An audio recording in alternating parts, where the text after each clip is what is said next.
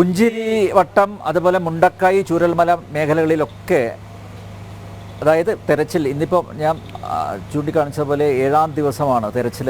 ഈ ദുരന്തം സംഭവിച്ചിട്ട് ഒരാഴ്ച പൂർത്തിയാവുന്നു അല്ലേ? ഈ ദുരന്ത ഭൂമിയിൽ വളരെ സജീവമായിട്ട് പ്രവർത്തിച്ച ആളുകളാണ് നിങ്ങളല്ലേ?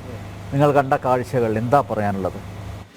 അല്ല, നമ്മളവിടെ കണ്ട കാഴ്ചേനേക്കാൾ അപ്പുറത്ത് നമുക്ക് വളരെ വേദന ഉണ്ടായൊരു കാര്യം, ഈ സംഭവം ഉണ്ടായതിൻ്റെ പിറ്റേ ദിവസം രാവിലെ 7:30 മണി മുതൽ ഒരു 10, 12, 13ഓളം പേര് എല്ലാ സംവിധാനങ്ങളോടും, ജനറേറ്റർ, ക്യാമ്പ് അടിക്കാൻ പറ്റുന്ന സംവിധാനങ്ങൾ, വാഹനം, ഡ്രില്ലിംഗ് മെഷീൻ, കട്ടർ, ഇങ്ങനെ തുടങ്ങി സകല സംവിധാനം ഒരുക്കിയിട്ട് ഇങ്ങോട്ട് വരാൻ വന്ന ആൾക്കാരാണ് ഞങ്ങൾ. പക്ഷേ ചുരത്തിലെത്തുമ്പോൾ നമ്മളെ തടയുക ചെയ്യുന്നു.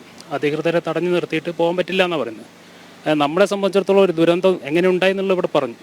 എങ്ങനെ ഉണ്ടായി എന്നുള്ളതല്ല, ഉണ്ടായിക്കഴിഞ്ഞാൽ പിന്നെ അവിടെ ഡെഡ് ബോഡി വീണ്ടെടുക്കുക എന്നുള്ളതല്ല, ഒരാളെയെങ്കിലും ജീവനോടുകൂടി അവിടുന്ന് രക്ഷപ്പെടുത്താൻ പറ്റുമോ എന്നുള്ളതാണ് നമ്മൾ നോക്കുന്നത്. അപ്പം നമുക്കാരും ഉണ്ടായിട്ട് ഇപ്പോൾ ഒരു 5 മണി മുതൽ, അന്ന് രാവിലെ 5 മണി മുതൽ ഒരു 7 മണി വരെ മിനിമം ഒരു 100 കോളുകളെങ്കിലും എൻ്റെ ഫോണിലേക്ക് വന്നിട്ടുണ്ട്.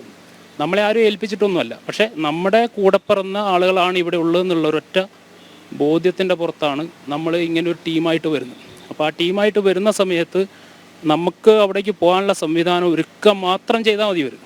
നമുക്ക് വേറെ സഹായങ്ങളൊന്നും വേണ്ട. നമ്മളാരെയും ബോധിപ്പിക്കാൻ വേണ്ടി ചെയ്യുന്നതല്ല, നമ്മൾ കൂടെയുള്ള ഒരാളെയെങ്കിലും രക്ഷിക്കാൻ പറ്റുമോ എന്നറിയാൻ വേണ്ടിയിട്ടാണ്. പക്ഷേ ഗവൺമെൻറ് സംവിധാനമാണ് നമ്മളെ തടഞ്ഞു വെക്കുന്നത്. ഇപ്പോൾ ഇന്നലെയും മിഞ്ഞാന്നും ഒക്കെ നമ്മളവിടെ പോകുന്ന സമയത്ത് ഏതെങ്കിലും ഒരു സ്ഥലത്തേക്ക് പോകുമ്പോഴേക്കും അവർ പറയുന്നത് അവിടെ പോകണ്ട, അവിടെ പോകണ്ട, അവിടെ പോകണ്ട, അങ്ങോട്ട് പോകണ്ട, അങ്ങോട്ട് പോകണ്ട, പിടിച്ചു വെക്കുകയാണ്. എന്നിട്ട് നമ്മളെ ഏതെങ്കിലും തടയുന്നു. മാത്രമല്ല അങ്ങോട്ടേക്കുള്ള ഭക്ഷണം, അത് ആ ഭക്ഷണ സാധനങ്ങൾ ആ വണ്ടി പോലും തടയുന്നു അല്ലേ? തടയുന്നുണ്ട്. അല്ലെ, ഇന്നലെയൊക്കെ ഉണ്ട്. നമ്മൾ ഏതെങ്കിലും ഒരു സ്ഥലത്തേക്ക് പോകുന്ന സമയത്ത് അങ്ങോട്ട് പോകണ്ട, എന്തോ ഒരു പൊതിഞ്ഞു വെക്കുന്നത് മാതിരിയാണ്. എന്നിട്ട് നമ്മൾ ഏതെങ്കിലും കുന്നിൻ്റെ മുകളിലൊക്കെ കൊണ്ടുപോയിട്ട് കുറേ കല്ലൊക്കെ കിടക്കുന്ന സ്ഥലത്ത് കൊണ്ടുപോയിട്ട് പറയും നിങ്ങൾ ഇവിടെ അങ്ങ് തെരഞ്ഞോ എന്ന് പറയുകയാണ്.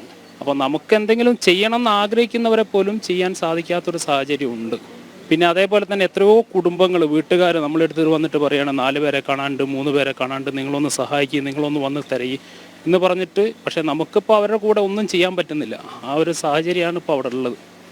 ഇപ്പോൾ വയനാടിൻ്റെ ഒരു സാഹചര്യം ഇനിയിപ്പോൾ എന്ത് തന്നെ ആയിരുന്നാലും ഇനി അങ്ങോട്ടെങ്കിലും ആ നല്ല രീതിയിൽ ഒത്തിണക്കത്തോടു കൂടി ഗവൺമെൻറ്റും സന്നദ്ധ സംഘടനകളൊക്കെ ചേർന്ന് മുന്നോട്ട് പോകണം. ഇത്തരം ദുരന്തങ്ങൾ ഇനി ഒരിക്കലും ഉണ്ടാവാൻ പാടില്ല എന്ന് തന്നെയാണ് നമ്മുടെ പ്രതീക്ഷ. പക്ഷേ ഏറ്റവും അടിസ്ഥാനപരമായി നമുക്ക് പറയാനുള്ളത്, ഗവൺമെൻറ് അതോറിറ്റി ആരെങ്കിലും ഇത് കാണുന്നുണ്ടെങ്കിൽ ഇത്തരം രക്ഷാപ്രവർത്തകർ പോകുന്ന സമയത്ത് ദയവ് ചെയ്ത്, അപ്പോൾ അവർക്ക് കണ്ടാലറിയാം, പോകുന്ന ആൾക്കാരെ കണ്ടാലറിയാം, സെൽഫി എടുക്കാൻ പോകുന്ന ആൾക്കാരുണ്ട്, കാണാൻ പോകുന്ന ആൾക്കാരുണ്ട്, ഇതിന് പോകും. ഞങ്ങൾ ഇന്നലെ ഞാൻ കണ്ടത് ഒരുപാട് പേർ ഈ സ്ഥലം കാണാൻ വേണ്ടി, അതായത് ഡിസാസ്റ്റർ ടൂറിസം, കേരളത്തിൽ ഡിസാസ്റ്റർ ടൂറിസം എന്നുള്ള രീതിയിൽ കുറേ പേര് കാഴ്ചക്കാരായി എത്തുന്നു. അവരെ മുഴുവൻ കടത്തി വിടുകയാണ്. ഏറ്റവും ദയനീയമായ കാഴ്ച, അവർക്ക് പോകാൻ ഞങ്ങളെ അടക്കം തടഞ്ഞ പോലീസ് ഈ മേഖല കാണാൻ വേണ്ടി, തകർന്നു കിടക്കുന്നത് കാണാൻ വേണ്ടി നിരവധി ആളുകൾ, പ്രത്യേകിച്ച് ഇന്നലെ ഞായറാഴ്ചയായിരുന്നു, അതുകൊണ്ട് അവധി ദിവസമായതുകൊണ്ട് നിരവധി ആളുകൾ ആ മേഖലയിലേക്ക് വന്നു. പോലീസ് അവരെ എല്ലാം കടത്തിവിട്ടു. ഇനി ഡിസാസ്റ്റർ ടൂറിസം പ്രോത്സാഹിപ്പിക്കുകയാണോ സർക്കാർ എന്ന് ചിന്തിക്കേണ്ടിയിരിക്കുന്നു. യാതൊരു ബുദ്ധിമുട്ടുമില്ല. നമ്മളിങ്ങനെ പോകുന്ന ആൾക്കാർക്ക് മാത്രമേ തടസ്സമുള്ളൂ. അല്ലെങ്കിൽ പോലീസിനാണെങ്കിൽ ആർക്കാണെങ്കിൽ കണ്ടറിയാം, അത്രയും വലിയ ജനറേറ്റർ സംവിധാനം അടക്കം, അതായത് ടെൻറ്റ് കെട്ടാനുള്ള സംവിധാനം അടക്കമാണ് നമ്മൾ പോകുന്നത്. കാരണം നമുക്കറിയാം കറണ്ട് ഇല്ലാത്ത സ്ഥലമാണ്, താമസിക്കാനുള്ള സംവിധാനം ഉണ്ടാവില്ല, വെള്ളത്തിനുള്ള സംവിധാനം ഉണ്ടാവില്ല, ഫുൾ സെറ്റായിട്ടാണ് നമ്മൾ വരുന്നത്. പക്ഷേ അതൊക്കെ കണ്ടിട്ട് പോലും നമ്മളോട് പറയുകയാണ് അവിടെ എല്ലാ സംവിധാനവും ഉണ്ട്, എല്ലാ സംവിധാനവും ഉണ്ട് പറഞ്ഞിട്ട് പിടിച്ചാക്കിയാണ്. പിന്നെ തിരിച്ചു കയറാൻ പറ്റുന്നില്ല. അപ്പോൾ വേറെ വഴിക്ക്, അങ്ങനെ പല വഴിക്കും കട്ട് ചെയ്ത് വന്നാലും ചുരത്തിൽ നമ്മൾ പറഞ്ഞത് ചേർത്ത് പിടിക്കേണ്ട, സേവാഭാരതി പോലുള്ള സംഘടനകൾ ചേർത്ത് പിടിക്കേണ്ട, നിരുത്സാഹപ്പെടുത്താതിരുന്നാൽ മതി, തടയാതിരുന്നാൽ മതി. ഇപ്പം അത് മാറും മതി. നമുക്ക് നമ്മളെ സംബന്ധിച്ച വേറെ പരിഗണന ഒന്നും ആവശ്യമില്ല. നമ്മൾ അവരോടൊന്നും ചോദിച്ചിട്ടുമില്ല. നമുക്കിപ്പോൾ ഭക്ഷണത്തിൻ്റെ പരാതി, ഇന്നലെയൊക്കെ ഒരുപാട് ഭക്ഷണത്തിൻ്റെ പരാതിയാണ്. നമുക്ക് ഭക്ഷണം കിട്ടാത്ത പരാതിയില്ല, നമുക്ക് വെള്ളം കിട്ടാത്ത പരാതിയില്ല, വേറൊരു പരാതിയില്ല. നമ്മളെ സംബന്ധിച്ചിടത്തോളം നമുക്കവിടെ എത്താനുള്ളൊരു സംവിധാനം, അത് വഴി ഒരുക്കി തന്നാൽ മാത്രം മതി, ഞങ്ങൾ പൊക്കോളും.